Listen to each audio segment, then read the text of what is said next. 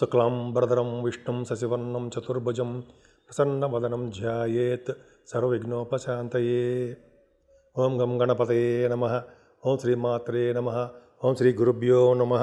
ఓం శ్రీ మహాసరస్వత్యై నమో నమః.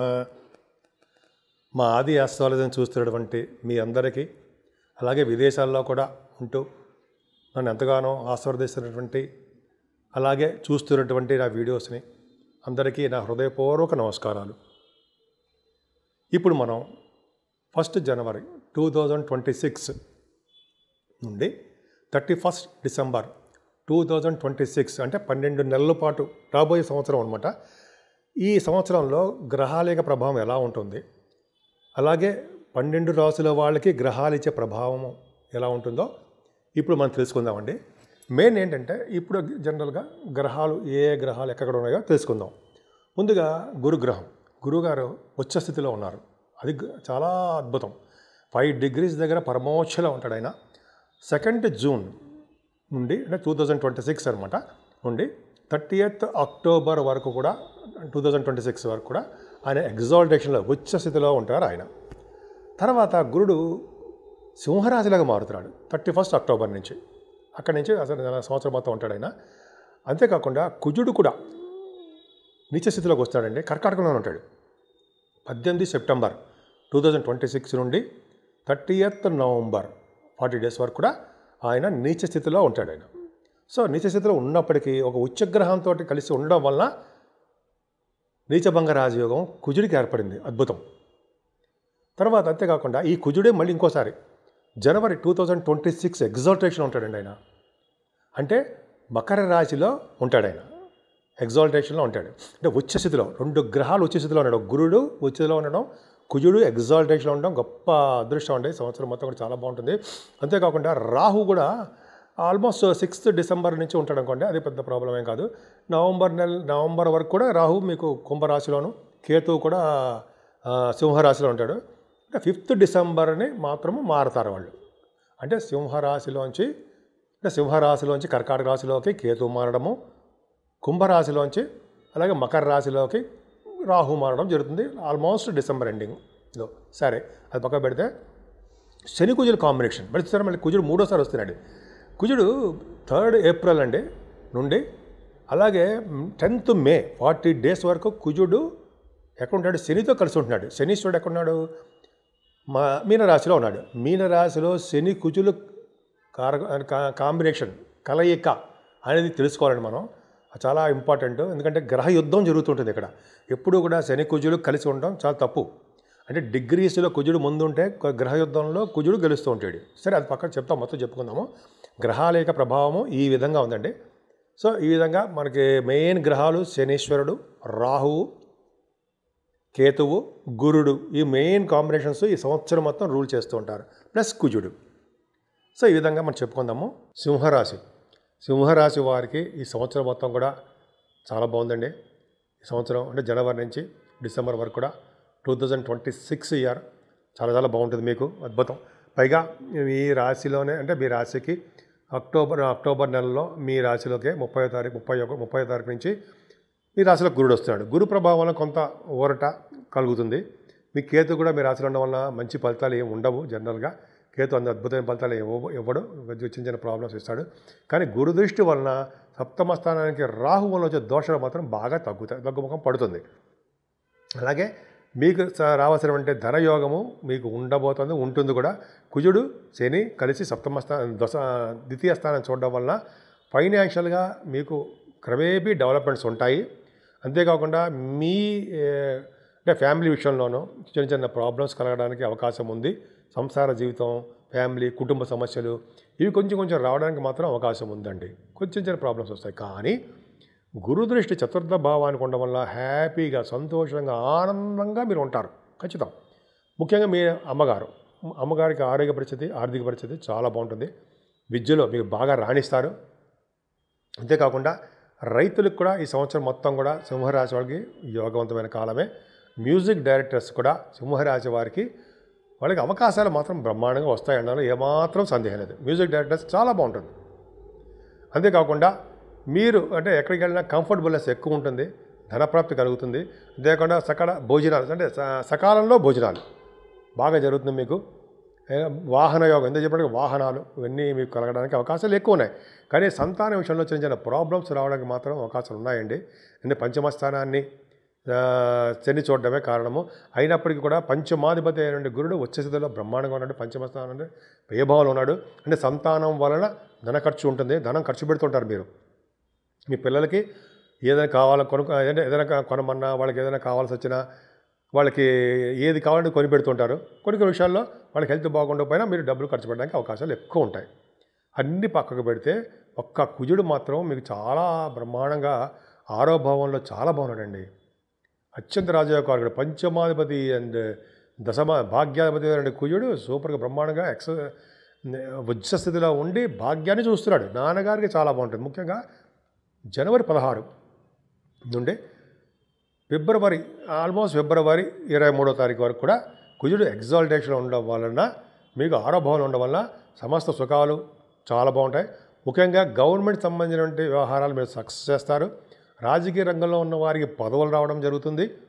కాంపిటీషన్ ఎగ్జామ్స్లో వెళ్ళే వాళ్ళకి సక్సెస్ అవడము, అలాగే ఇంటర్వ్యూస్ ఫేస్ చేసే వాళ్ళు కూడా విజయవంతం కలగడము జరుగుతుంది. కుజుడు కూడా బ్రహ్మాండంగా ఉండడం వల్ల ఇంకా చెప్పాలంటే ఆరో భావంలో కుజుడు ఉండడం వల్ల సేవకాజనము ఉంటారు మీకు. అంతేకాకుండా శత్రువుల వలన భయం ఉండదు. సేవకాజనంతో పాటు శత్రువుల వలన భయమే ఉండదు మీకు. కాంపిటీషన్ ఎగ్జామ్స్గా సక్సెస్ చేస్తానికి కారణం కుజుడి ప్రభావమే. అంతేకాకుండా విదేశాలు వెళ్ళడానికి స్టాంపింగ్ అవుతుంది. మేనమామలు చాలా బాగుంటారు. కుజుడు సంపూర్ణమైనటువంటి బలంగా మీకు బాగా ఉంటాడండి. కుజ బలం చాలా బాగుంది జనవరి నుంచి ఫిబ్రవరి వరకు. అంతేకాకుండా సప్తమంలో రాహు దోషకారకుడు అండి మీకు. కానీ అక్టోబర్ నుంచి మీకు గురుడు ప్రభావం వలన అక్టోబర్ నుంచి బాగుంటుంది. బట్ ఏంటంటే ఈ సప్తమంలో రాహు వలన భార్యాభర్తల విషయంలో ప్రాబ్లమ్స్ రావడము, కొంతమందికి దూరం అయిపోవడము, భార్యాభర్తలు దూరం అవ్వడము, విడిపోవడానికి అవకాశాలు ఉండడము, ఇటువంటి కొన్ని అవకాశాలు ఉంటాయండి. వాళ్ళకి చిన్న చిన్న ప్రాబ్లమ్స్ ఉన్నాయి. కానీ సప్తమాధిపతి అష్టమంలో ఉన్నాడు అంటే భార్యాభర్తల విషయంలో కొన్ని ప్రాబ్లమ్స్ ఉంటాయి. హెల్త్ ఇష్యూస్ రావడము, దూర బంధువులు చనిపోవడము, చిన్న చిన్న ప్రాబ్లమ్స్ ఉన్నాయి సార్. కొంచెం అది మీకు చిన్న ఇబ్బంది ఉంది రాహు వలన, శని వలన. అష్టమ స్థానంలో శని అంత మంచివాడు కాదండి. అష్టమ శని దోషకారకుడు, దోషం ఉంది. అష్టమంలో కుజుడు కూడా దోషమే. యాక్సిడెంట్స్ అవుతాయి. అష్టమంలో శని కుజుడు కాంబినేషను అస్సలు మంచిది కాదు. అంటే గోచార రీత్యా బాగుండకపోవడం, ఇద్దరు నైసర్గిక పాపులు కదండి. దానివల్ల వీళ్ళ యొక్క దశలు అంతర్దశలు వచ్చినప్పుడు కానీ, లేకపోతే మీకు శని కుజులు కాంబినేషన్ వల్ల కానీ కొద్దిగా కోపం ఎక్కువైపోతుంటుంది. కోపము, దూకుడుతనము ఎక్కువ ఉండడము, కొద్దిగా అనాలోచితంగా వ్యవహరించడము, కష్ట నష్టాలకి ప్రమాదాలకి గురి అవ్వడము, కొద్దిగా వెర్రి ఆవేశం అంటారు సార్, అవి ఉండడం జరుగుతుంది. అష్టమంలో కుశలం వల్ల యాక్సిడెంట్స్, లేకపోతేనేమో కొంతమందికి ఈ నీటి వల్ల ప్రమాదాలు జరగడం ఉంటుంది. అందుకనే నీటిలో వెళ్ళేటప్పుడు ఒడ్డున ఉన్నటువంటి మట్టి కానీ రాయి కానీ నీళ్ళలో వేసి దిగాలి అంటుంటారు. సో అది ఆ పక్క పెడితే శని కుజుల వలన చిన్న ఇబ్బంది ఉంది. సప్తమంలో రాహువు, అష్టమంలో శని కుజులు ఎప్పుడు ఉంటాడు? ఏప్రిల్ నుంచి వస్తాడండి కుజుడు మీకు. ఏప్రిల్ 2 నుంచి అలాగే మే వరకు ఉంటాడు కుజుడు. మే 10వ తారీఖు వరకు 40 days ఉంటాడు. సో అష్టమంలో కుజుడు మంచివాడు కాదు, అత్యంత రాజకారకుడు. అష్టమంలోకి వెళ్ళిపోయాడు అంటే 9th house లార్డ్. నాన్నగారికి కూడా కొద్దిగా కష్టాలుగా ఉంటాయి. నాన్నగారు కూడా ఇబ్బందికరంగా ఉంటుంది. అలాగే మీరు చేస్తున్న వ్యాపారాలు కూడా నష్టాలు వస్తాయి. చిన్న చిన్న ఇబ్బంది ఉంది. పైగా మీరు చేస్తున్నటువంటి బిజినెస్లు సంబంధించింది, లేకపోతే మీరు తీర్థయాత్రలు వెళ్తారు కదా, అప్పుడు కూడా మీకు కొద్దిగా యాక్సిడెంట్ జరగడానికి అవకాశం ఉంది. అంటే నీటి వల్ల ప్రమాదం జరగడానికి అవకాశం ఉంది. అంటే ఏప్రిల్ మే నెలలో మీరు తీర్థయాత్రలు కానీ, సముద్ర స్నానాలు కానీ, ఎక్కడికి వెళ్ళినా కూడా నీటి వల్ల మీకు ప్రమాదం పొంచి ఉంది. కొంచెం జాగ్రత్తగా ఉండండి. అందుకనే సుబ్రహ్మణ్య స్వామి ఆరాధన, వెంకటేశ్వర స్వామి ఆరాధన, శనీశ్వరుడి అభిషేకాలు చేయడం వలన కుజుడు ఎప్పుడు ఆరాధించాలండి. అలాగే రాహు అమ్మవారు ఇలా పూజ చేసుకోవడం వలన ఈ ప్రభావం అంటే దుష్ఫలితాలు అంటే ఇవి తగ్గడానికి అవకాశం ఉంటుంది. 9th house అయ్యాడు కాబట్టి కూడా మీకు వ్యాపారాలందు నష్టము, నాన్నగారికి ఇబ్బంది కలగడానికి అవకాశం ఉంది. 10th house కూడా అలాగే ఉందండి. 10th house లార్డ్ కూడా బాగున్నప్పటికీ 10th houseని శని చూస్తున్నాడు. కాబట్టి మీ ఉద్యోగాల్లో అయితే వ్యాపారాల్లో కొద్దిగా భద్రత తక్కువగా ఉంటుంది. ఉద్యోగం పోవడము, ఉద్యోగం రావడం ఆలస్యం అవ్వడము, ఉద్యోగాల్లో సాటిస్ఫై అవ్వలేకపోవడము, అంటే ప్రమోషన్స్ రాకుండా అలా స్తబ్దతగా ఆగిపోవడము, సంవత్సరాల తరబడి ఉండే అవకాశాలు ఉన్నాయండి. ముఖ్యంగా సాఫ్ట్వేర్ రంగ ఉద్యోగస్తులకు చెప్తున్నాను, వాళ్ళకి అంత అద్భుతంగా ఏం లేదు. మీరు ఉద్యోగంలో చక్కగా మీరు నిబద్ధతగా చాలా కాన్సన్ట్రేషన్గా చేయాలండి. మీరు ఉద్యోగం చేసుకోవాల్సిందే. తర్వాత తర్వాత మీకు చాలా బాగుంటుంది. సో అయినప్పటికీ మీకు గురుదృష్టి ఉంది కాబట్టి శని కుజులకి మీరు సేఫ్ సైడ్. అంటే ఏంటి, యాక్సిడెంట్స్ అవ్వడం అటువంటివి అవి తగ్గిముఖం పడతాయి. గబుక్కుని యాక్సిడెంట్స్ అయిపోవు. అండ్ అలాగే నీటి వల్ల గండం కూడా రాదు. సో ఏదేమైనా మీ రాశి వారికి చాలా జాగ్రత్త చూసుకోవాలంటే సింహరాశి వారికి అద్భుతమైన ఫలితాలు ఏం కాదు. కొద్దిగా కాకపోతే అంటే దైవారాధన, దేవుడి యొక్క భక్తి ఉండడం వల్ల, అలాగే యమునా నది పుష్కరాలు స్నానాలు చేయడం వల్ల, పుష్కర స్నానం చేయడం వల్ల, పుష్కర నదుల్లో మీరు కొద్దిగా పిండ ప్రదానం చేస్తారు కొంతమందికి చేయడం వల్ల కూడా పెద్దల యొక్క ఆశీర్వచనం కలిగి మీరు సుఖ సంతోషాలతో ఉండడానికే ఎక్కువ అవకాశాలు ఉన్నాయి. మా ఆది ఆస్ట్రాలజీ నుంచి నేను మాట్లాడుతానండి. ఆదినారాయణరావు శర్మ. మీ జాతకాలు చూపించుకోవాలనుకుంటే మా ఆది ఆస్ట్రాలజీని సందర్శించండి. అదే ఫోన్ చేయండి, లేదా వాట్సాప్లో కూడా మీరు మెసేజ్లు పెట్టినా కూడా నేను చూస్తాను, ఇమ్మీడియట్గా రెస్పాండ్ అవుతాను. ఈ మధ్యకాలంలో నేను ఆస్ట్రేలియా ప్రయాణం చేయడము, ఆస్ట్రేలియా టూర్ ఉండడం వల్ల నేను 4 నెలల పాటు నా ఫోన్ అందుబాటులో లేదు. కానీ అయినప్పటికీ కూడా నేను ఆస్ట్రేలియాలోను, అమెరికాలోను, మన ఇండియాలో కూడా జాతకాలు చాలామంది చెప్పాను.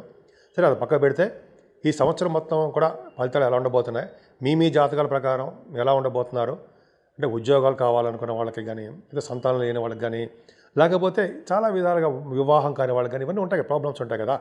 మీ జాతకాలు తెలుసుకోవాలనుకుంటే మా ఆది ఆస్ట్రాలజీని నాకు ఫోన్ చేయండి. నేను తప్ప ఎవరు జాతకాలు చెప్పరు. ఎందుకంటే డెప్త్గా చేయడము, మీతో మాట్లాడడం కూడా నేనే చేస్తుంటాను, వేరే వాళ్ళు ఎవరు ఉండరు. ఆది ఆస్ట్రాలజీ అంటే ట్రస్ట్, నమ్మకం. ఆ నమ్మకాన్నే క్రియేట్ చేస్తూ ఉంటాను నేను. అందుకనే ఎవరిని పెట్టుకోలేదు, నేనే మీకు ఫోన్లో మాట్లాడుతూ ఉంటాను.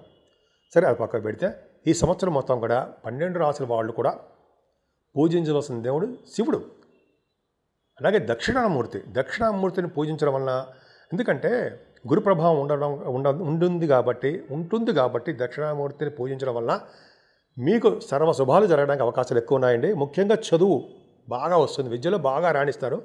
అంతేకాకుండా సుబ్రహ్మణ్యేశ్వర స్వామి ఆరాధన ఎక్కువ చేసుకోవాలి సంవత్సరం మొత్తం కూడా. ఎందుకంటే సుబ్రహ్మణ్యేశ్వర స్వామి కుజుడు ఉచ్చస్థితిలోనే ఉంటున్నాడు, శని భగవాన్తో కలిసి ఉంటున్నాడు, శనీశ్వరుడితోటి. అలాగే కుజుడు నీచస్థితిలోనే ఉంటున్నాడు. 3 రకాలుగా ప్లే చేస్తాడు ఆయన రోల్. కాబట్టి సుబ్రహ్మణ్యేశ్వర స్వామిని ఖచ్చితంగా పూజించాల్సిందే. వీలుంటే 6 పుణ్యక్షేత్రాలు దర్శనాలు చేసుకోవడమో, అయితే మన ఊళ్ళోనే ఎక్కడ సుబ్రహ్మణ్య స్వామి ఉంటే ఆయనకు పూజ చేయడం చేయాలి. అంతేకాకుండా వెంకటేశ్వర స్వామి ఆరాధన మర్చిపోకూడదండి. ఎందుకంటే శనీశ్వరుడి ప్రభావం ఉంటుంది కాబట్టి అన్ని రాశుల మీద వక్రగతిలో కూడా ఉన్నాడు కాబట్టి వెంకటేశ్వర స్వామి ఆరాధన, విష్ణు ఆరాధన, శ్రీహరిని పూజించడం వల్ల సకల శుభాలు కలుగుతాయి. అంతేకాకుండా అమ్మవారు మీకు ఇష్టమైన అమ్మవారిని పూజించడం వల్ల రాహు ప్రభావం కూడా తగ్గుతుందండి. లలితా సహస్రనామాలు, లలితాదేవి అంటారు సరే, ఆవిడని పూజించడం వల్ల కూడా మంచి ఫలితాలు బ్రహ్మాండంగా ఉంటాయి. సో 12 రాసుల వాళ్ళకి శుభాలు జరగాలని, మీరు అనుకున్న కోరికలు మంచివన్నీ మీకు ఈ సంవత్సరం మొత్తం అన్నీ జరగాలని నేను మనస్ఫూర్తిగా కోరుకుంటున్నాను.